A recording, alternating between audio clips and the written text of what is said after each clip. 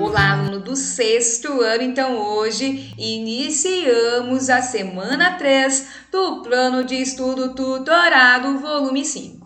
Coloque a data de realização das atividades e destaque os conteúdos relacionados, que são concordância nominal, variedade linguística, 3 classes de palavras, substantivos, adjetivos e verbos. Na página 13, nós temos aqui a atividade 1. Leia o texto abaixo e faça o que se pede. Um dia, uma menina estava sentada observando suas mães lavar os pratos na cozinha. De repente, percebeu que sua mãe tinha vários cabelos brancos que sobressaíam entre a sua cabeleira escura. Olhou para sua mãe e lhe perguntou: por que você tem tantos cabelos brancos, mamãe? A mãe respondeu: bom, cada vez que você faz algo de ruim e me faz chorar ou me faz triste, um de meus cabelos fica branco. A menina digeriu esta revelação por alguns instantes e logo disse: mãe, por que todos os cabelos de minha avó estão brancos? Número 1. O que há de inadequado no texto em relação à sua forma escrita? Você percebeu algumas marcações e, na hora que você leu junto comigo, você percebeu alguns desvios, não é? Nós vamos falar então sobre isso a partir de outro arquivo. Na língua portuguesa, nós temos a concordância nominal e a concordância verbal.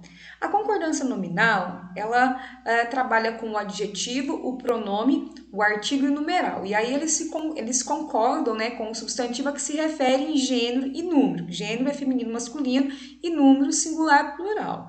Trata-se de uma regra geral da concordância nominal. Então, nós vamos ver a partir aqui do exemplo. A partir de hoje, o Hensel vai assumir o seu lugar. Então, nós temos o O. O O é um artigo. E o Hensel é o quê? É um substantivo. No caso, eu tenho um substantivo masculino e ele está no singular. Então, o O vai concordar o quê? Com esse substantivo. Então, ele vai estar no masculino e no singular. Agora, nós temos aqui também a palavra lugar. Então, a palavra lugar é o quê? É um substantivo masculino, não é? Então, o pronome, nós vamos ver aqui, ele vai concordar, não é, com esse substantivo masculino. Então, ele vai estar no singular e também, né, no masculino. No caso aqui, o também é a mesma coisa. Então, só para resumir, nós podemos falar que a partir de hoje a Hensel vai assumir. Não, se Hensel aqui é um nome masculino, é a mesma coisa se tivesse Carlos, por exemplo. A partir de hoje, o Carlos vai assumir o seu lugar. Então, eu poderia falar que a Carlos vai assumir? Não. Então, a concordância nominal é isso, tá? O artigo, ele concorda com o substantivo. Aqui, por exemplo, eu poderia falar, vai assumir a sua lugar? Não, porque lugar é masculino, entende? Aqui nós temos aqui na continuidade a concordância verbal. Então, a concordância verbal, nós temos uma regra geral. Aí nós temos aqui, né, uma historinha, se eles não forem embora logo, vamos precisar aprender a dormir em pé. Utilizando a frase que nós temos aqui, se eles não forem embora logo. Então, preste atenção. No caso, quem é que vai embora? Não é eles. Eles é o sujeito da frase. Então, o verbo, que é o forem, vai concordar aí com essa ideia. Então, eu não poderia falar, por exemplo, se eles não foi, né? Ou, no caso, eu não posso utilizar, por exemplo, um outro pronome aqui, né? E continuar com forem. Eu não posso falar se nós não forem. Não posso, não é? Aqui nós vamos precisar aprender a dormir em pé. No caso, quem é que vai precisar dormir em pé? Somos nós? No caso aqui, a ideia do sujeito, então concorda-se com a ideia do sujeito, mesmo que ele seja oculto.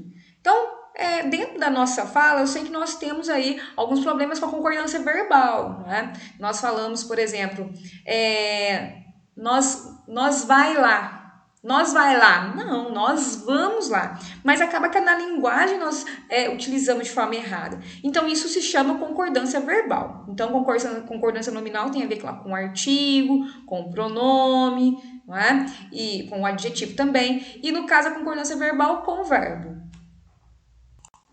Voltando aqui no material, então na número 1, você vai falar se o uso inadequado aí tem relação com a concordância nominal ou concordância verbal.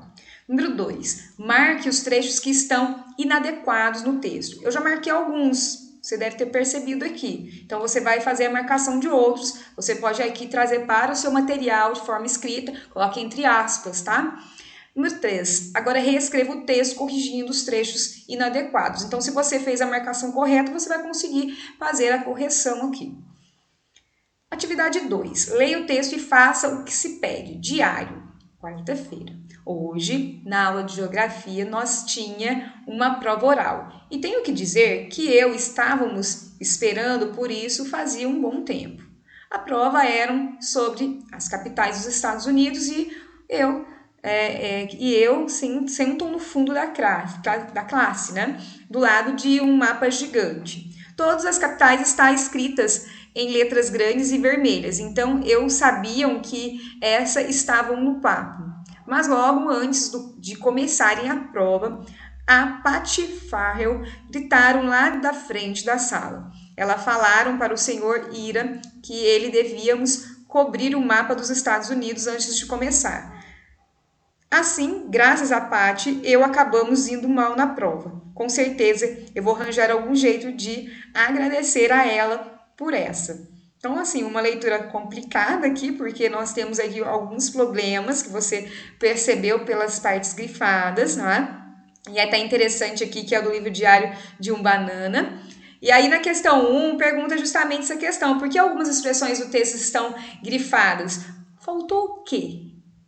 Então, preste atenção. Nós falamos sobre concordância nominal e concordância verbal. No caso, quando eu falo eu acabamos, que tipo de falta de concordância nós temos aqui? Porque, na verdade, se fosse para nós continuarmos com o verbo assim, seria nós acabamos, não é? Número 2. Repare que a última palavra das expressões grifadas é sempre um verbo. Considerando esse fato, escreva o que você entende por concordância verbal. Você pode voltar no vídeo e ver aquele slide a qual eu passei, que fala da questão do sujeito, não é? Então, o sujeito, ele vai influenciar aí na questão do verbo, não é? Então, sempre nós temos que focar na ideia do sujeito. Então, volte lá no vídeo e preste atenção, coloque no pause, tá? E, se necessário, você pode também recorrer a algum livro de gramática ou assistir uma outra videoaula, né, que fala especificamente sobre a concordância verbal, ou você pode procurar na internet. Número 3. Como essas expressões deveriam estar escritas? Corrija-as abaixo. Então, aqui você vai corrigir os trechos. Não precisa escrever o texto novamente, mas sim as palavras que estão grifadas. Atividade 3.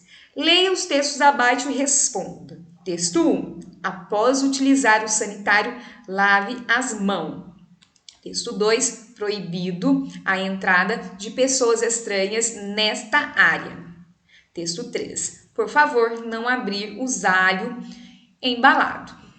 Número 1. Registre na tabela abaixo as inadequações em relação à forma como esses avisos foram escritos e como seria a forma adequada. Eu já grifei, né, para você, para facilitar aí. Então, aqui o texto 1, olha, as mãos, né? No caso, como que seria a forma adequada? E aqui, proibido a entrada de pessoas.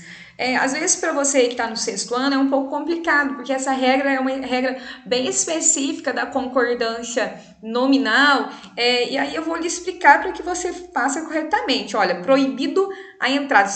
No caso, eu tenho esse A, não tem? Que é esse artigo. No caso, então, eu tenho que colocar proibida a entrada, ok? Agora, se eu não tivesse esse A proibido entrada, aí sim poderia estar no masculino. Mas aqui nesse sentido aqui, não, tá? Então, o correto é proibida a entrada. E no texto 3, por favor, não abrir os alhos. No caso, os alhos. Tá errado? Não tá? Usar? Então, como que é a forma adequada? Muito fácil, não é? Então, aqui você trabalhou com a ideia de concordância nominal. Dessa forma, nós finalizamos essa videoaula. Espero aí que você tenha entendido, tenha uma boa semana e um grande abraço.